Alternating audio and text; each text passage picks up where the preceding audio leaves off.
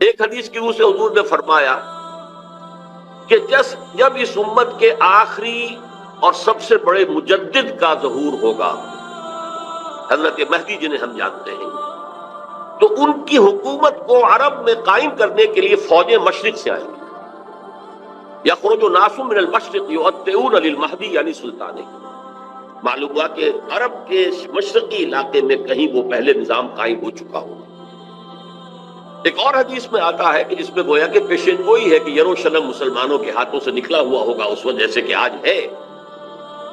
حدیث کے الفاظ یہ ہیں کہ یخرج من خراسان رایات سود لا یردها شیء حتی تنصب بإیلیا، خراسان کے علاقے سے سیاہ پرچم دے کر فوجیں چلیں گی اور یہ پرچم جا کر سیدھے یروشلم میں نصب ہو جائیں گے، کوئی ان لشکروں کا رخ موڑ نہیں سکے گا۔ آج وہ یروشلم یہودیوں کے قبضے میں ہے، اور کوئی دن کی بات ہے، اندیشہ ہے کہ مسجد اقصیٰ جو ہے وہ شہید کی جائے، وہ اپنا سیکنڈ ٹیمپل جو ہے بلڈ کرنا چاہتے ہیں، نقشے تیار ہو چکے، ہر چیز اس کے لیے جو ہے پورا اہتمام ہو چکا۔ بہرحال یہ تو اشارات ہیں جو احادیث ہمارے پاس ہیں حوالوں کے ساتھ جو اس کے اندر درج ہیں۔ اب مشرق میں الحمدللہ کہ ہندوستان بھی مشرقی میں تھا، پاکستان اب مشرق میں ہے، افغانستان مشرق میں ہے۔ خراسان کا لفظ آیا ہے تو خراسان جو ہے حضور کے زمانے میں ایک بہت بڑے علاقے کا نام تھا، جس کا یوں سمجھیے کہ نیوکلیس تو موجودہ افغانستان تھا، کچھ علاقہ پاکستان کا بھی اس میں شامل تھا، جو مالاکنڈ ڈویژن ہے پاکستان کا شمالی، جہاں وہ شریعت کی تحریکیں چلتی رہتی ہیں اور بڑا وہاں پر جو ہے ہنگامہ بھی رہا ہے۔ اور یہ تھوڑا سا علاقہ ایران کا بھی شامل تھا، جو اب بھی خراسان کے پروونس کی حیثیت سے وہ جانا جاتا ہے۔ اور پھر یہ کہ یہ ترکی ریاستیں بھی اس کے اندر شامل تھی، یہ خراسان تھی۔ اس کے بارے میں فرمایا کہ وہاں سے فوجیں جائیں گی۔ اس کے علاوہ ایک حدیث کوئی ہے کہ جس کا حوالہ مجھے نہیں مل سکا، لیکن یہ کہ علامہ اقبال نے چونکہ اس کا اشارہ کیا ہے کہ میرے وطن کو آئی ٹھنڈی ہوا جہاں سے، میرا وطن وہی ہے، میرا وطن وہی ہے۔ جبکہ وہ ہندوستان کا جو ہے راگ الاپ رہے تھے، اس کو بھی اس وقت بھی کہا میرے عرب کو آئی ٹھنڈی ہوا جہاں سے۔ میں نے بعض عربوں سے وہاں میرا کیونکہ ملاقات کا موقع ملتا ہے امریکہ وغیرہ میں، تو ہر ملک سے جو ہے لوگ آئے ہوئے ہیں، وہ کہتے ہیں ہے ایسی حدیث کہ حضور نے فرمایا تھا مجھے ہندوستان کی طرف سے ٹھنڈی ہوا آ رہی۔ بہرحال لیکن اس کا چونکہ حوالہ نہیں ملا ہے تو میں نے صرف یہ کہ علامہ اقبال کے شعر کے حوالے سے تو معلوم ہوتا ہے کہ اس مشرقی خطے کے اندر وہ نظام پہلے قائم ہوگا اور پھر یہاں سے وہ پھیلے گا۔ چنانچہ ایک اور تیسری حدیث سے میں آپ کو مل جائے گی، حضور نے فرمایا میری امت کے دو لشکر وہ ہیں کہ جن کو اللہ تعالیٰ نے پیش کی طور پر جو بھی ان میں شریک ہوگا جہنم کی آگ سے چھٹکارے کا پروانہ دے دیا۔ عصابتان من امتی احرزهم اللہ من النار۔ ایک وہ ہوگا جو ہندوستان پر حملہ آور ہوگا، دوسرا وہ ہوگا کہ جو دجال کے ساتھ جنگ کرنے کے لیے حضرت مسیح کے پاس پہنچے گا، حضرت مسیح کے ساتھ دینے کے لیے۔ اب اس سے بھی گمان یہی ہوتا ہے کہ یہی خراسان کا علاقہ، یہ افغانستان، اس کے ساتھ ملحق پاکستان، یہاں سے ظاہر بات ہے کہ پھر ہمیں ہندوستان کو بھی فتح کرنا ہوگا، یہ دارالاسلام رہا ہے۔ تو گویا کہ ایک حدیث میں دو لشکروں کا ذکر جمع کرنا جو ہے اشارہ کر رہا ہے کہ یہ اس دور سے متعلق ہے، ورنہ یہ کہ ہندوستان پر تو بہت سے لشکر آئے ہیں، محمود غزنوی بھی آئے ہیں، ان کے حملے ہوئے ہیں، محمد غوری بھی آئے ہیں، سب سے پہلے محمد ابن قاسم آئے ہیں، تو یہ تو بہت لوگ آئے ہیں۔ لیکن یہ کہ اصل میں ایک حدیث میں دو کا جمع ہونا جو ہے وہ ادھر اشارہ کرتا ہے کہ یہ اس وقت جب ایک نیوکلیس بن چکے گا خلافت اللہ منہاج النبوہ کا، تو جیسے جزیرہ نما عرب سے شرق و غرب میں فوجیں چلی تھیں، ایسے ہی مشرق میں ہمارے ہندوستان ہے، اور مغرب کے اندر جو ہے یہ ہوتے ہوئے اور ایلیا تک وہ فوجیں پہنچ جائیں گی اور یروشلم جو ہے اس کو یہودیوں کے قبضے سے واگزار کرائیں گی۔ یہ احادیث اس میں موجود ہے۔ لیکن اب جو میرے اس دعوت نامہ جو اب میں جس کا تذکرہ کر رہا تھا اس کا دوسرا حصہ شروع ہوتا ہے۔ ادھر پاکستان اسی مقصد سے حاصل کیا گیا تھا کہ یہاں اسلامی نظام یعنی خلافت قائم کی جائے گی، لیکن ہم اپنی بدعمالیوں کے باعث تاحال مخالف سمت میں سفر کر رہے ہیں، اور اب حالات بتا رہے ہیں کہ تخت یا تختہ کے مصداق یا یہاں خلافت قائم ہوگی اور یہ عالمی خلافت کا نقطۂ آغاز بنے گا، یا پھر یہ ملک ختم ہو جائے گا۔ گویا اب معاملہ دوڑو زمانہ چال قیامت کی چل گیا والا ہے اور فوری طور پر قبر کسنی لازم ہے۔ اس دعوت نامے کے اس مرکزی حصے کے بارے میں آج اس وقت کچھ ذرا تفصیل سے گفتگو کرنا چاہتا ہوں، اور یوں میں کہہ سکتا ہوں اس وقت کہ سلطنت خداداد پاکستان یا ملت اسلامیہ پاکستان کا ایک مرثیہ ہے جو مجھے کہنا ہے موجودہ حالات کے پیش نظر، لیکن یہ مرثیہ میں قرآن مجید کے الفاظ میں پیش کرنا چاہ رہا ہوں، جس کے لیے تمہیداً میں پہلے آپ کو یہ بتانا چاہتا ہوں، سورہ انبیاء کی ایک آیت ہے، آیت نمبر 10، لقد انزلنا الیکم کتابا فیہ ذکرکم افلا تعقلون، ہم نے تمہاری جانب ایک کتاب نازل کر دی، اس میں تمہارا ذکر موجود ہے، تو کیا تم عقل سے کام نہیں لیتے، غور نہیں کرتے، سوچ بچار سے کام نہیں لیتے؟ اب اس آیت کا ایک مفہوم تو یہ ہو سکتا ہے کہ ذکر لکم مراد ہو، یعنی تمہارے حصے کی نصیحت، ہدایت، ذکرہ، تذکرہ اس قرآن میں ہے، وہ ٹھیک ہے، لیکن ذکر و کم اس میں اشارہ ایک اور بات کی طرف بھی آتا ہے کہ یہ جتنے بھی اقوام عالم آئیں گی ان کا ذکر قرآن مجید میں موجود ہے، اور اس کی تائید ہوتی ہے، توثیق ہوتی ہے، تاکید ہوتی ہے ایک حدیث سے، وہ حدیث کے جو قرآن حکیم کی عظمت پر نبی اکرم صلی اللہ علیہ وسلم کے سب سے جامع اور سب سے مفصل بیان پر مشتمل ہے، فصاحت و بلاغت کی معراج۔ حضرت علی اس کے راوی ہیں رضی اللہ تعالیٰ عنہ، کہ حضور نے فرمایا انہا ستکون فتنۃ، عن قریب ایک بہت بڑا فتنہ رونما ہوگا۔ حضرت علی فرماتے ہیں کہ میں نے عرض کیا مل مخرج منہا یا رسول اللہ، اے اللہ کے رسول یہ بتائیے اس سے نکلنے کا راستہ کون سا ہوگا؟ ایک لمحے کے لیے توقف کیجئے، میں یہاں یہ توجہ دلایا کرتا ہوں کہ ہم اگر ہوتے، ہمارے مزاج کا اور صحابہ کے مزاج کا فرق کیا ہے؟ ہم ہوتے تو کیا پوچھتے؟ یہ حضور یہ فتنہ کیوں ہوگا، کب ہوگا، کدھر سے آئے گا، کیسے آئے گا؟ ہمارے تو سوالات یہ ہوتے جو سب معلوماتی نوعیت کی چیزیں ہیں، جن کا کوئی تعلق عمل سے نہیں۔ صحابہ کا معاملہ کیا تھا؟ حضرت علی نے ان میں سے کوئی سوال نہیں کیا، کب آئے گا، کیوں آئے گا، کدھر سے آئے گا، کیسے آئے گا، کچھ نہیں۔ جو عملی سوال تھا مل مخرج منہا یا رسول اللہ، اللہ کے رسول جب آپ نے فرما دیا کہ بہت بڑا فتنہ ہوگا تو ہمیں تو اب یہ سمجھنا ہے کہ وہاں سے نکلنے کا راستہ کون سا؟ بس اس کے جواب میں وہ حدیث ہے کتاب اللہ، تمام فتنوں سے نکالنے والی اللہ کی کتاب، فیہ نبأ ما قبلکم وخبر ما بعدکم وحکم ما بینکم، اس میں تم سے پہلے جو لوگ گزرے ان کے حالات بھی ہیں، تو سب جانتے ہیں، قوم نوح اور قوم ہود اور قوم عاد اور نمر، کس کس کا اقوام کا تذکرہ ہے۔ وخبر ما بعدکم، جو تمہارے بعد ہونے والا ہے اس کی خبریں بھی موجود ہیں، وحکم ما بینکم،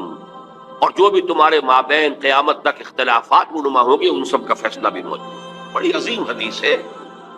وَهُوَ الذِّكْرُ الْحَكِيمُ وَهُوَ الصِّرَاطُ الْمُسْتَقِيمُ وَهُوَ حَبْلُ اللَّهِ الْمَتِينُ لَا تَنْقَضِي عَجَائِبُهُ وَلَا يَشْبَعُ مِنْهُ الْعُلَمَاءُ وَلَا يَخْلُقُ عَنْ كَثْرَةِ الرَّدِّ، اور آخری الفاظ تو بلاغت کی انتہا ہے، من قال به صدق ومن عمل به اجر ومن حکم به عدل ومن دعا الیہ ہدی الی صراط مستقیم۔ جس نے کوئی بات کہی اس قرآن کی بنیاد پر اس نے سچ کہا، جس نے عمل کیا اس کا اجر محفوظ ہے، جس نے کوئی فیصلہ کیا قرآن کی بنیاد پر اس نے عدل کیا، اور جس نے قرآن کی طرف بلایا اس کی ہدایت ہو گئی، کسی اور کی ہو نہ ہو اس کی ہدایت گارنٹیڈ ہے جو قرآن کی طرف بلانے والا ہے۔ یہ حدیث ہے کہ جس میں خبر و ما بعدکم کے الفاظ موجود ہیں، بلکہ میں تذکرہ کر دوں یہ حدیث ایک اور شان سے وارد ہوئی ہے طبرانی کی معجم کبیر میں، وہاں یہ حدیث اس طور سے آئی ہے کہ حضرت جبرائیل نے حضور سے یہ فرمایا یا محمد امتک بعدک، اے محمد صلی اللہ علیہ وسلم یہ آپ کی امت کا آپ کے بعد کیا بنے گا؟ حضور نے اس پر پوچھا بل مخرج منہا یا جبرائیل، جبرائیل کی بات تو بہت اہم کہی ہے، ابھی تو میں ہوں انا بین اظہرکم، ابھی تو اے مسلمانوں میں تمہارے مابین ہوں، لیکن ایک وقت تو آئے گا، آخر دور نبوت کے خاتمے کی خبر حضور نے دی تھی تو کوئی آپ نے مثال کی خبر دی تھی، جانا ہے مجھے، انک میت وانہم لمیتون، یہ تو قرآن مجید میں تھا، لیکن اس کا حل کیا ہوگا اے جبرائیل؟ تب انہوں نے کہا ہے کتاب اللہ، فیہ نبأ من قبلکم ومن خبر ما بعدکم وحکم ما بینکم، یہ پوری حدیث۔ تو یہ ایک اور ہی شان کے ساتھ یہی روایت آتی ہے۔ بات میں اس حوالے سے آپ کے سامنے قرآن حکیم کی 6 آیات، اور عجیب یہ حسن اتفاق ہے، سورہ اعراف کی آیات ہیں 175، 176، 177، اور سورہ توبہ کی آیات ہیں 100 نکال دیجئے، 75، 76، 77۔ یہ آئینہ ہے اس وقت میرے اور آپ کے لیے، ملت اسلامیہ پاکستان کے لیے، سلطنت خدا داد پاکستان۔ دیکھیے سورہ اعراف میں فرمایا وَاتْلُ عَلَيْهِمْ نَبَأَ الَّذِي آتَيْنَاهُ آيَاتِنَا فَانسَلَخَ مِنْهَا فَأَتْبَعَهُ الشَّيْطَانُ فَكَانَ مِنَ الْغَاوِينَ۔ اے نبی ان کو آپ اس شخص کی خبر سنائیے جسے ہم نے اپنی آیات عطا کی تھی، لیکن وہ ان سے نکل بھاگا، پھر شیطان اس کے پیچھے لگ گیا، اور پھر وہ انتہائی گمراہ لوگوں میں سے ہو گئے۔ وَلَوْ شِئْنَا لَرَفَعْنَاهُ بِهَا، ہم چاہتے تو ان آیات کے ذریعے سے، ان کی بدولت ہم اسے اور بلند کرتے، اس کا مقام، اس کا رتبہ اور اونچا۔ وَلَكِنَّهُ أَخْلَدَ إِلَى الْأَرْضِ، مگر وہ تو زمین کی طرف ہی بیٹھتا اور دھستا چلا گیا۔ فَمَثَلُهُ كَمَثَلِ الْكَلْبِ، تو اس کی مثال تو کتے کی سی ہے۔ إِن تَحْمِلْ عَلَيْهِ يَلْهَثْ، اگر اسے دھتکارو، کوئی ڈھیلا، کوئی لکڑی اس کی طرف اٹھاؤ مارنے کے لیے، تب بھی وہ ہانپتا رہتا ہے۔ ان تترکو یلہث، زبان اس کی نکلی ہوگی، اس میں سے راج ٹپک گئی ہوگی، چھوڑے رکھو گے تب بھی۔ ذالک مثل القوم الذین کذبوا بآیاتنا، یہی مثال ہے اس قوم کی کہ جس نے اپنے رب کی آیات کو جھٹلایا۔ فاقصص القصص، تو اے نبی آپ یہ واقعہ بیان کر دیجئے، لعلہم یتفکرون، شاید کہ وہ غور کریں، سوچ بچار سے کام لیں۔ ساء مثلا القوم الذین کذبوا بآیات اللہ، بری ہے مثال اس قوم کی جس نے اللہ کی آیات کو جھٹلایا۔ وانفسہم کانوا یظلمون، اور وہ اپنے اوپر خود ظلم کرنے والے تھے۔ اب میں اس کی زیادہ تفصیلی تفاصیل میں نہیں جاؤں گا، اگرچہ ایک رائے یہ بھی ظاہر کی گئی ہے کہ یہ کسی شخص معین کا تذکرہ نہیں ہے، بلکہ یہ ایک مثال ہے جو اللہ دے رہا، لیکن یہ بات صحیح نہیں ہے۔ وَاتْلُ عَلَيْهِمْ نَبَأَ، وَاضْرِبْ لَهُم مَثَلًا سے بات ہوتی تو اس کا امکان تھا، یہاں تو خبر سنا دیجئے اے نبی اس کی خبر۔ اور اس میں حضرت عبداللہ ابن عباس رضی اللہ تعالی عنہما سے کئی جو ہے اقوال پر بھی ہیں کہ یہ شخص بلعام بن باعورہ تھا۔ تو جو کتاب گنتی ہے نمبرز تورات کی، اس میں شخص کا ذکر موجود ہے۔ یہ کنعانی تھا، بعض لوگوں کے نزدیک اسرائیلی تھا، لیکن بہت عابد و زاہد، بہت اونچے مقام پر، صاحب کرامت، بزرگ جسے کہا جاتا ہے۔ الذی آتیناہ آیاتنا سے مراد یہاں پر کچھ لوگوں نے لیا ہے کہ علم کتاب اسے دی گئی تھی، وہ بات میرے نزدیک صحیح نہیں ہے، بلکہ آیات کہا گیا معجزات کو بھی۔ جس طرح اللہ اپنے انبیاء کو آیات، ہم نے آیات بینات دے کر رسولوں کو بھیجا، ایسے ہی ہے کہ کوئی بہت عابد زاہد کوئی ہو، عابد مرتاز اور زاہد مرتاز، تو اللہ تعالیٰ اسے کرامتیں عطا کرتا، میں کوئی شک نہیں ہے۔ کرامات الاولیاء حق، اس میں کسی شک و شبہ گنجائش نہیں۔ اللہ تعالیٰ کی بزرگی کے ظہور کے لیے، اظہار کے لیے وہ ایسے خلق عادت واقعات ظاہر کرتا۔ تو با کرامت بزرگ تھا، لیکن پھر وہ جو دنیاوی خواہشات کی طرف ایسا متوجہ ہوا کہ اس کی ساری نیکی، ساری اس کی بزرگی، ساری روحانیت ختم ہو کر رہ گئی، وہ انتہائی پاتال میں جا۔ بعض مفسرین نے حضور کے دور کے 2 اشخاص کا ذکر بھی کیا ہے۔ امیہ ابن ابی صلت ایک بہت بڑا شاعر تھا کہ جس کی اشعار میں توحید رچی بسی ہوئی تھی، توقع یہ تھی کہ تو حضور کا سب سے بڑا جو ہے وہ سپورٹر بن جائے گا، لیکن نہیں، مخالف ہو گئے۔ اسی طریقے سے ابو عامر راہب تھا، جیسے ورقہ ابن نوفل مکے میں تھے، تو وہ جا کر جو ہے وہ شام میں انہوں نے عیسائیت اختیار کی، اور وہ بہت بڑے عالم تھے، کان یکتب التوراۃ بالعبرانیہ۔ اسی طرح یہ ابو عامر خزرجی تھا، اور یہ بھی عیسائی ہو گیا تھا، شام میں رہا، اور پھر یہ بہت بڑا زاہد اور عابد اور عالم شخص تھا، لیکن یہی بدترین دشمن ہو گیا محمد رسول اللہ کا، جبکہ ورقہ ابن نوفل نے جو ہے حضور کی تصدیق کی تھی، جب حضرت خدیجہ رضی اللہ تعالی عنہا لے کر گئی تھی حضور کو ان کے پاس۔ بہرحال میرے نزدیک یہ بلعام بن باعورہ ہی کا تذکرہ ہے جو ہو رہا ہے کہ وہ بہت با کرامات بزرگ تھا، لیکن زمینی خواہشات دو سب سے نمایاں، بطن پیٹ کھانے کو مانگتا ہے، یہ انسان کی بہت بڑی ضرورت ہے، اس لیے کہ ظاہر بات ہے جو پریزرویشن آف دی سیلف ہے، اپنے بقا کے لیے اسے غذا چاہیے، لیکن اس کے ساتھ چٹخارا بھی لگا ہوا ہے، یہ اس کے ساتھ اضافی شے ہے۔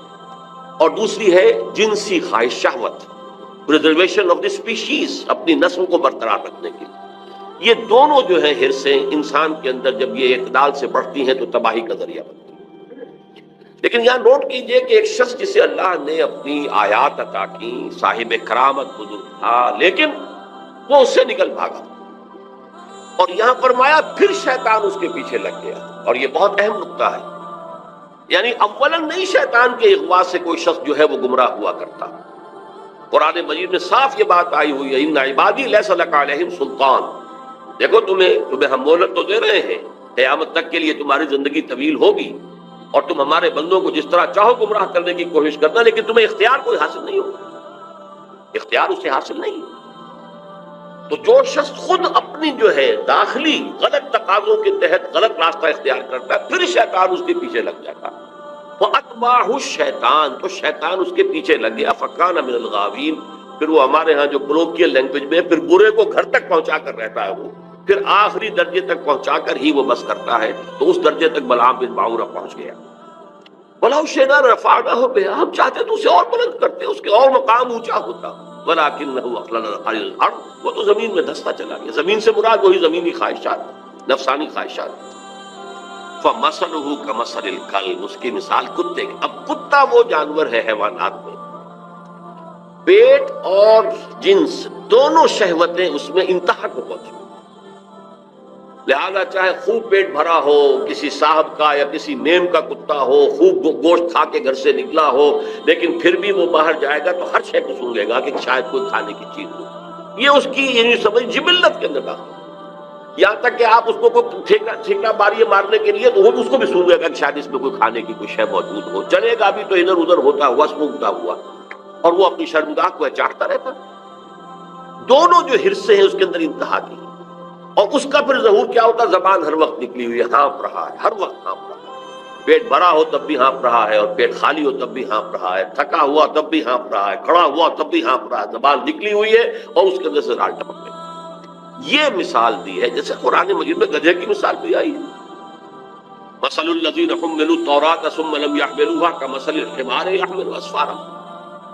مثال اس قوم کی جس کو ہم نے تورات عطا کی تھی، حامل تورات بنائی گئی تھی، وہ قوم پھر اس نے اس کا حق ادا نہیں کیا، اس گدھے کی سی مثال ہے جس پر کتابوں کا بوجھ لگا ہو، ایسے یہ کتے کی مثال دی گئی ہے۔ اس کے بعد فرمایا ذالک مثل القوم الذین کذبوا، یہ صرف ایک فرد کا معاملہ نہیں ہوتا، پوری قومیں بھی اس تمثیل پر پوری اترتی ہیں، اور اسی ڈسکرپشن کے اوپر وہ پوری اترتی ہیں۔ کذبوا بآیاتنا، جو ہماری نشانیوں کو جھٹلاتے ہیں، فقصص القصص، تو اے نبی آپ یہ قصہ سنا دیجئے، لعلہم یتفکرون، شاید کہ غور کریں۔ آج میں آپ کو قصہ سنا رہا ہوں پاکستان کا، کس طور سے ان آیات پر منطبق ہو رہا ہے، شاید کہ آپ غور کریں، سوچیں، شاید کہ آپ کے اندر کوئی امنگ پیدا ہو جائے کسی عمل کی، جد و جہد کی۔ سا مثلا القوم الذین کذبوا بآیاتنا، آخری آیت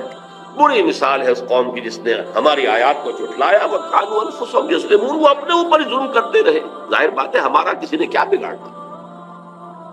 اب اندازہ کیجئے پاکستان وہ ملک ہے اس روئے ارضی پر جو بہت بڑی اللہ کی نشانیوں کے ساتھ وجود میں آیا۔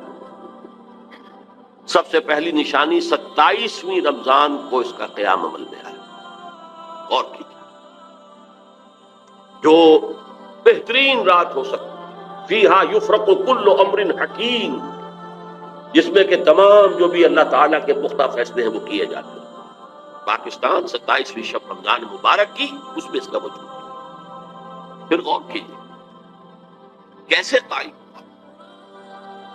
کوئی امید کچھ عرصے پہلے بھی نہیں تھی کسی کو کہ پاکستان قائم ہو جائے۔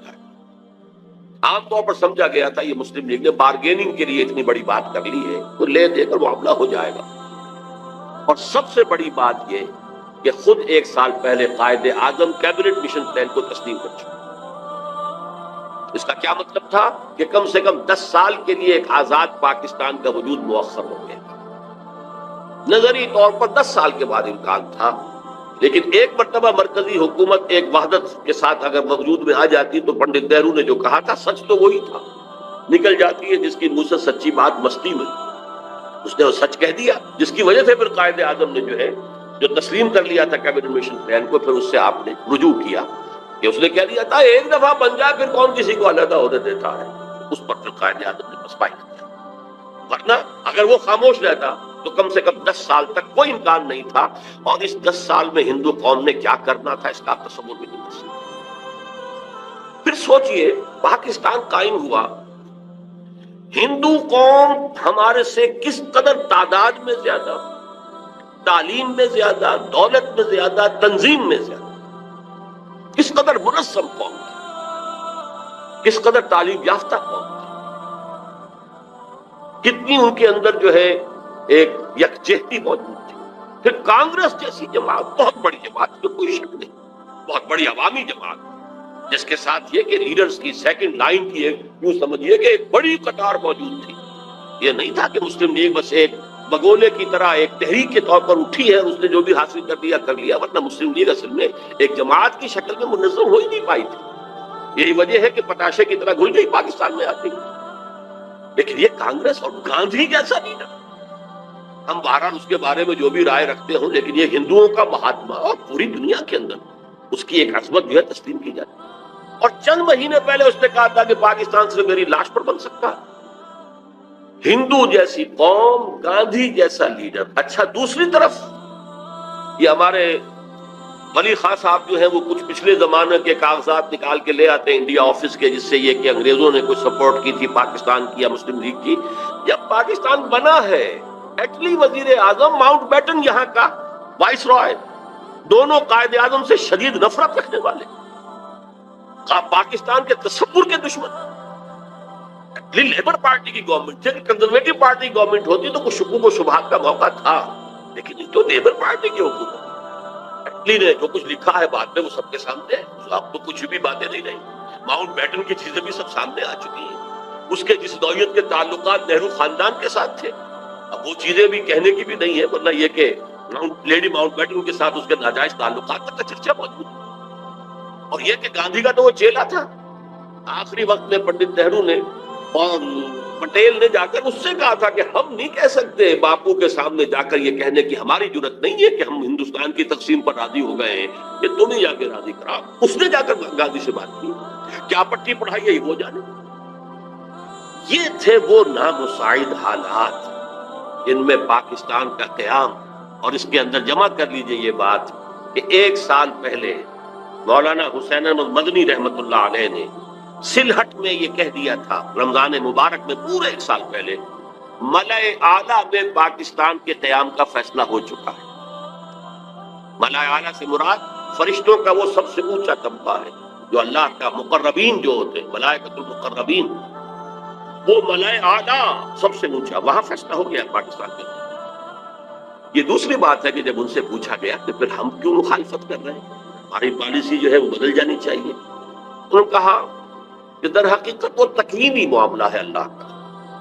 ہمارا کام تکوینیات کے حوالے سے نہیں ہے، بلکہ ہمیں تو اپنی سوچ اور سمجھ سے جو بھی رائے صحیح ہے اسی کے اوپر کام کرنا ہے، لیکن فیصلہ ہو چکا۔ یہ 1 سال پہلے کی بات ہے، اور ایسے شخص کی گواہی ہے جو پاکستان کے ساتھ یعنی کوئی متفق نہیں تھا، اگرچہ بعد میں انہوں نے تسلیم کیا، بہت خوبصورتی سے تسلیم کیا۔ جب وہ گئے ہوئے تھے کابل، اور وہاں کسی شخص نے، یہ پاکستان کے قیام کے بعد کی بات ہے، کسی شخص نے ذرا چھیڑنے کے لیے کہ چلیے مولانا کچھ بولیں گے پاکستان کے خلاف، کو دھواں دار باتیں کریں گے، تو کچھ پاکستان کا تذکرہ کیا، تو کہ بھائی دیکھو، جب تک کوئی مسجد کہیں تعمیر نہ ہو، تجویز ہو، تو اختلاف ہو سکتا ہے کہ یہاں مسجد کی ضرورت ہے بھی کہ نہیں، پہلے ہی مسجدیں موجود ہیں، یا یہ کتنی بڑی ہونی چاہیے، کس سائز کی ہونی چاہیے، کیا میٹیریل لگنا چاہیے، یہ سب اختلاف ہو سکتا ہے۔ پاکستان کے بننے سے پہلے ہمارا اختلاف تھا، لیکن مسجد بن جائے تو اس کی حفاظت ہر صاحب ایمان کا تقاضا ہے۔ اب پاکستان کی حیثیت بالکل بدل گئی۔ یہ الفاظ مولانا مدنی رحمت اللہ علیہ جو وہاں موجود تھے، مولانا محمد مالک کاندھلوی، رحمت اللہ علیہ، جنہوں نے کہ یہ الفاظ ہماری قرآن کانفرنس میں ایک مرتبہ بیان کیے۔ اچھا، یہ ہیں وہ آیات، وہ کرامات جس کے ساتھ پاکستان وجود میں آتا ہے۔ ذرا پیچھے چلیے، جب خلافت عثمانیہ کے خاتمے کی سازشیں ہو رہی تھی تو پوری دنیا میں صرف ہندوستان میں تحریک چلی، کہیں اور نہیں چلی۔ وہ سلطنت عثمانیہ بہرحال خلافت کے نام سے تھی، چاہے حقیقت نہیں تھی، وہ ایک ملوکیت ہی تھی، اور اب اس پہ زوال بھی آ گیا تھا، یورپ کا مرد بیمار بھی کہا جا رہا، جو بھی کچھ تھا، لیکن عظمت اسلامی کا ایک سمبل، ایک نشانی تھی، اس کے خلاف سازشیں ہو رہی تھی، اور اس وقت تحریک چلی، صرف ہندوستان میں کہیں بھی نہیں چلی، پوری دنیا میں کہیں بھی نہیں، بلکہ عربوں نے تو بغاوت کی ترکوں کے خلاف، اور اصل میں تو انہی کی بغاوت کے نتیجے میں یہ سارا معاملہ ختم ہوا۔ لیکن ہندوستان میں وہ تحریک چلی، اور ایسے زور شور کے ساتھ چلی، بولی اماں محمد علی کی جان بیٹا خلافت میں دے دو، پورا ہندوستان گونج گیا۔ ذرا اس سے بھی پیچھے جائیے، دیکھیے ختم نبوت کے بعد سب سے بڑا منصب مجددین امت ہے، کہ جو سنن ابی داؤد کی روایت کی روح سے ان اللہ یبعث فی هذه الامه علی راس کل 100 عام من یجدد لها دینہا، یقیناً اللہ اس امت میں ہر صدی میں ایسے لوگوں کو اٹھاتا رہے گا جو دین کو تازہ کر دیں گے، دین کے اوپر جو بھی کوئی غبار آ جائے گا، کوئی اس کی تعلیمات دھندلا جائیں گی، اس کو ہٹا کر صحیح دین کی شکل دوبارہ دکھا دیں۔ 1000 برس تک سارے مجددین امت عالم عرب میں آئے، عمر بن عبدالعزیز سے چلیے اور امام ابو حنیفہ گنتے چلے جائیے، شیخ عبد القادر جیلانی، امام غزالی، امام ابن تیمیہ، سب وقت 11ویں صدی کا مجدد اعظم شیخ احمد سرہندی ہندوستان، 12ویں صدی کا مجدد اعظم شاہ ولی اللہ دہلوی ہندوستان، 13ویں صدی کا مجدد اعظم سید احمد بریلوی ہندوستان، 14ویں صدی کا مجدد اعظم شیخ الہند نصیر مالٹا ہندوستان، اور مزید برآں علامہ اقبال جیسا مفکر، مولانا مودودی جیسا مصنف، مولانا الیاس جیسا مبلغ پوری دنیا میں کہیں نظر نہیں آتے۔ ان کی تحریکیں جو ہے پوری دنیا میں چھا گئی، سلسلہ نقشبندیہ مجددیہ پوری دنیا میں چلا گیا، پورے ٹرکش بیلٹ میں وہی ہے، وہ امام شامل ہوں یا اس وقت جو چیچنیا کے معاملات ہیں، یا پورے ترکستان کے اندر یہی ہے، خود یہ افغانستان کے وہی سلسلہ نقشبندیہ مجددیہ، ان کے صدر بھی تھے مجددی۔ پھر شاہ ولی اللہ ہی کے تو در حقیقت علم کا یہ ظہور ہے کہ جو پورا افغانستان میں جو مدارس کہاں کے پڑھے ہوئے لوگ ہیں یہ طالبان، وہی دیوبندی مدارس ہے کہ جو شاہ ولی اللہ کے علوم کا وارث بنے، گویا کہ ریورس گیئر لگا ہے۔ ایک بات عجیب ہے، ذرا نوٹ کیجئے گا، 1000 برس جو پہلے تھے ہندوستان میں آتے تھے، باہر سے علماء آ رہے ہیں، صوفیاء آ رہے ہیں، ادیب آ رہے ہیں، دانشور آ رہے ہیں ہندوستان میں، اور جب یہ الف ثانی شروع ہوا امت کی تاریخ کا دوسرا 1000 سال، تو ریورس گیئر لگ گیا۔ معین الدین چشتی ادھر سے آئے تھے، سلسلہ مجددیہ نقشبندیہ یہاں سے چلا، شاہ ولی اللہ کے علوم یہاں سے چلے، علامہ اقبال کا فکر یہاں سے پھیلا، پوری دنیا میں پھیلا۔ ڈاکٹر علی شریعتی سے پوچھئے، مالک ابن نبی سے پوچھئے، بہت بڑا جو دانشور ایران کا اور بہت بڑا دانشور جو ہے عالم عرب کا۔ پھر مولانا مودودی کی کتابیں دیکھ لیجئے، پوری دنیا کے اندر عربی میں، انگریزی میں ٹرانسلیٹڈ ہر جگہ مل جائیں گے۔ اور یہ مولانا الیاس کے شروع کرنا تحریک کہاں سے کہاں پہنچی ہے، لاکھوں آدمی ایک وقت کے اندر جو ہے وہ مسلسل حرکت کے اندر۔ یہ ساری آیات ہے، اس سب کا امین یہ پاکستان، یہ سارا ہمارا ورثہ یہ پیچھے 11ویں صدی، 12ویں صدی، 13ویں صدی، 14ویں صدی، اور پھر یہ کہ پاکستان وجود میں آیا 27ویں کو۔ یہ پاکستان ہندو اور انگریز دونوں کی مخالفت کے الگ رغم قائم، اور اس وقت نقشہ میں آپ کے سامنے کھینچ رہا ہوں سورہ اعراف کی آیت نمبر 129 کے حوالے سے۔ جب ظلم و ستم کی انتہا ہو گئی تھی بنی اسرائیل پر مصر میں، تو انہوں نے جب فریاد کی ہے تو حضرت موسیٰ نے فرمایا تھا ان سے، عَسَىٰ رَبُّكُمْ أَن يُهْلِكَ عَدُوَّكُمْ وَيَسْتَخْلِفَكُمْ فِي الْأَرْضِ فَيَنظُرَ كَيْفَ تَعْمَلُونَ۔ امید ہے کہ تمہارا رب تمہارے دشمن کو ہلاک کر دے گا اور پھر تمہیں زمین کے اندر تمکن عطا کرے گا، پھر دیکھے گا تم کیا کرتے ہو۔ ویسے تو یہ دنیا کی زندگی افراد کے لیے بھی امتحان گاہ ہے۔ قلزم ہستی سے تو ابھرا ہے مانند حباب، اس یہاں خانے میں تیرا امتحان ہے۔ Like and subscribe for more videos.